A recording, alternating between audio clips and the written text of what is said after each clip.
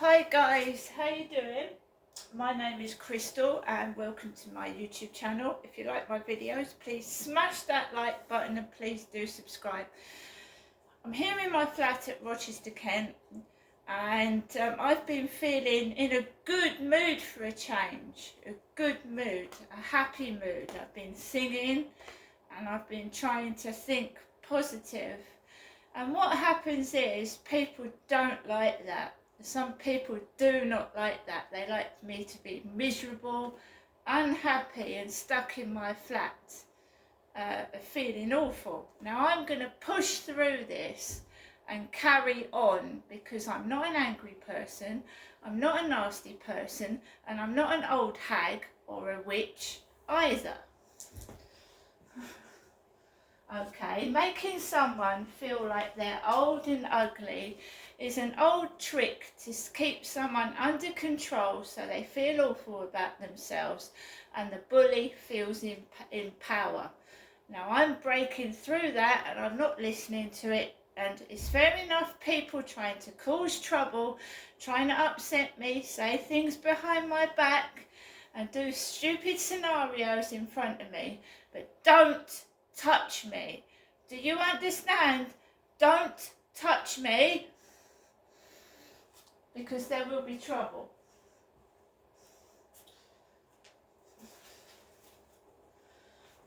Alexa, what's the time, please? The time is 2:36 p.m. So guys, this is why I have to stay indoors. It's unsafe for me to be outside. It is. So, I go out at the usual time when I take Max, my dog, for a walk. He's a small chihuahua, right? And my mum rang me on the phone before I went outside, and what she said did not upset me. She hadn't called all morning, she hadn't heard from me since I came home in that taxi which nearly crashed at the bottom of Durrell Gardens. So the taxi was at the bottom of Durrell Gardens when a car came exceedingly fast down the road and the taxi nearly went into it. Right, so my mother obviously knew I was all right. Somehow, if someone had told her, or someone had gone down my YouTube videos and knew that I was okay. So she must have known I was okay, mustn't she? Normally, my mother Jennifer comes out with me to the taxi and she tells the taxi driver, please can you get Janestra home safely? That's what she normally does, but she said, I'm not coming out to the taxi. The day that taxi nearly crashed, she didn't come out to the taxi. No, she stayed indoors.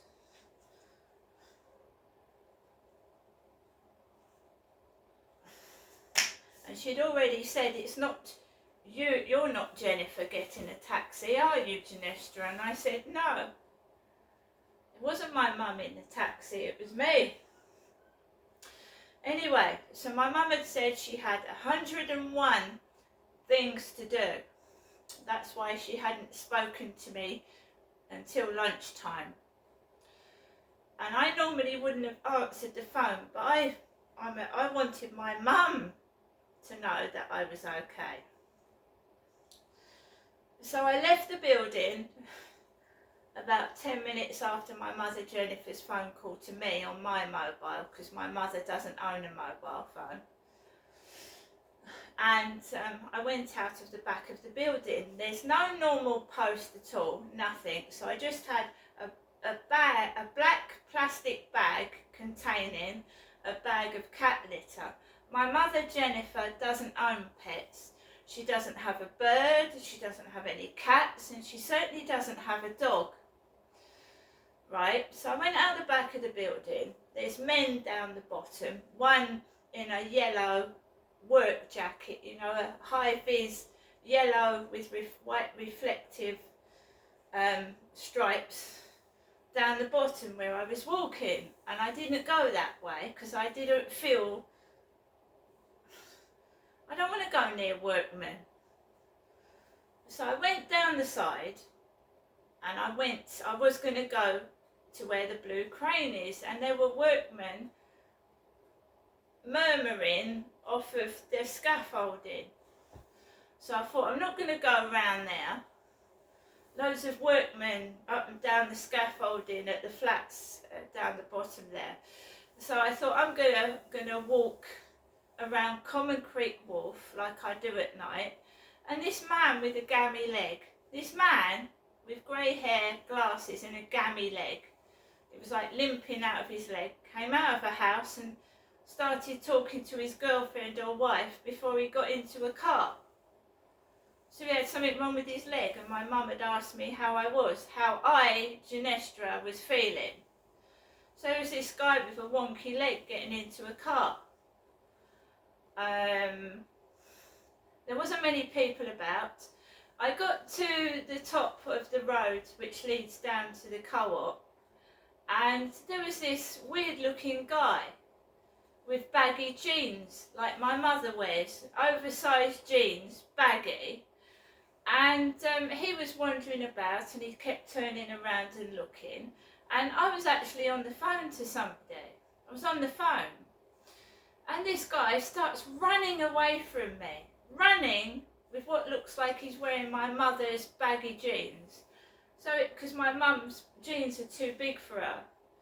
And they're baggy at the bottom. So this young chap was running away from me like he was scared of me. Running down the road. And I was on the phone to somebody and I was telling them, oh my God, someone's just run off. And because I don't feel safe going outside, I make sure I'm on the phone to someone now. I don't feel safe. There's some stupid shit going on out there that just don't seem real. So I was describing what was going on to someone on the phone, and they would like say, just you know, keep calm.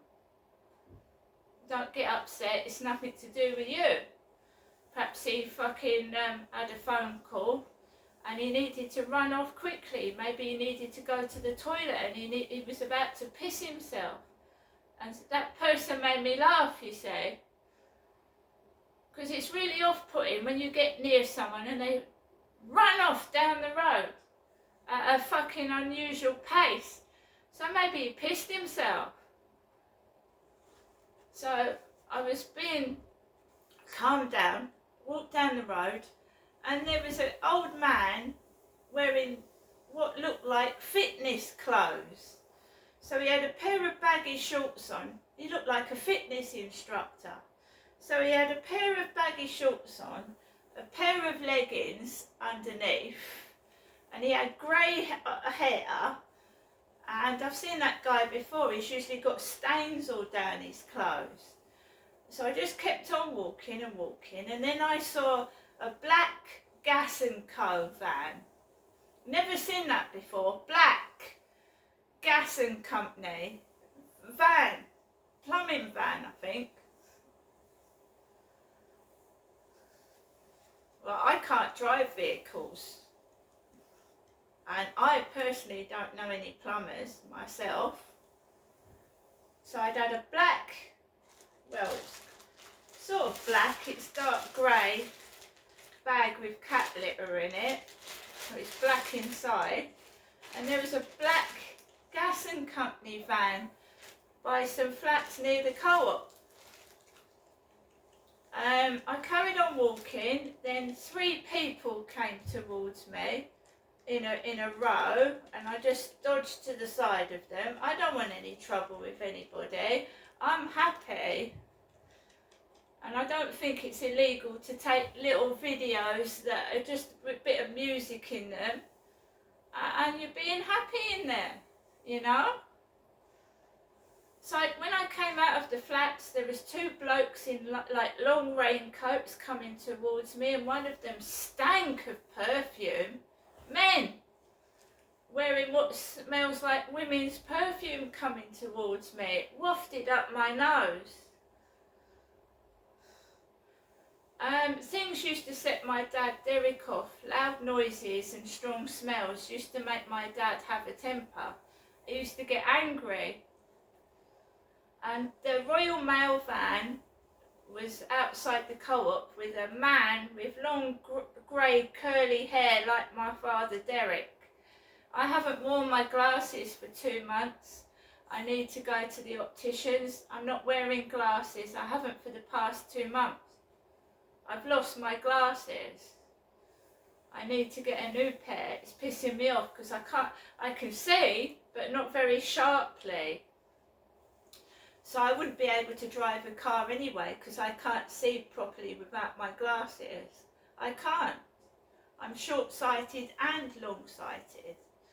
So anyone that's possibly trying to be me and is driving a car, it ain't me, because A, I can't fucking drive, and B, I can't see without my glasses properly. And I've lost them. And I need to get enough money together so that I can get tints in my glasses, and that costs about £80 a tint in each lens. So to go to the opticians, I need over £100 to get a new pair of glasses, which I can't afford at the moment.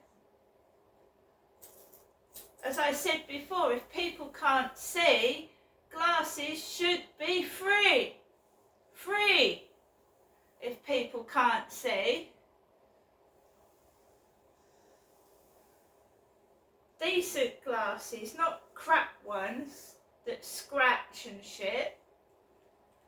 Anyway, I came back in and I felt I was being, you know, purposely people trying to make you ill and sick so that you need to go to the doctors and the hospital when there's nothing wrong with you at all.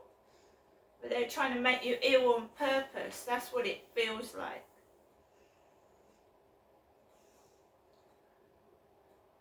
Wearing clothes like my mum, stinking of strong perfume like my mum.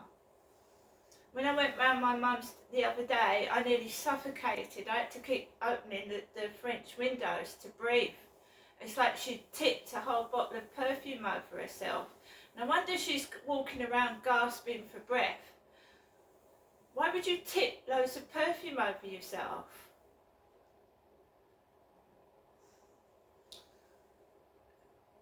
So I've come back indoors and I rang the dentist, and the receptionist was rude to me.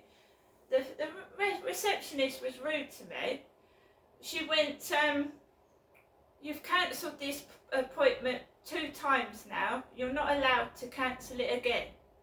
I'm not allowed to cancel an appointment again. So if I come down with COVID, right, and I need to cancel my appointment, they'll strike me off the dentist register.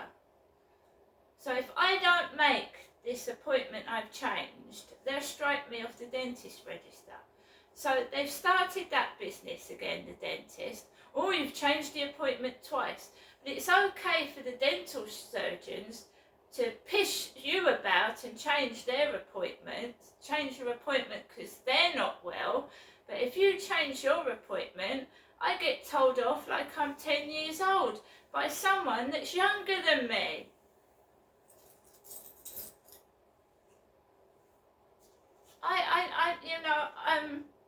I have a pain in the stomach, and I don't want to give the patients what I've got. I could have an infection, and I think that's really rude. You change your appointment twice, that's it. You can't change it again. So if I get sick on the day that I need to go to the dentist and I kindly cancel my appointment, I will get struck off the dental register with that dentist.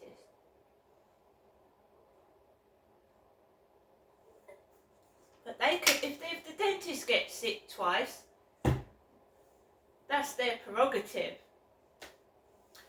So I've just phoned Ashley Lupin's dentist, where I was spoken to like a child, and I've changed an appointment, but as she said, I have to keep it because I'm only allowed to change my appointment twice. And actually I haven't changed this appointment twice. I changed the other appointment once, not this one twice. But I will go to it. And then she said, what time would you like? And then she said, no, I haven't got that time. I said, well, that time I do. And it's no good booking me appointments for 9 and 10 past 9 in the morning. I've got a dog to walk. I have to get ready. I take loads of painkillers for the pain in my face. So don't give me appointments 8 o'clock, 9 o'clock in the morning. Because my dentist is in Chatham. I live in Rochester. I don't drive. I have to rely on public transport. And I'm fucking ain't taking a taxi to the dentist. It'll either be the train or the bus.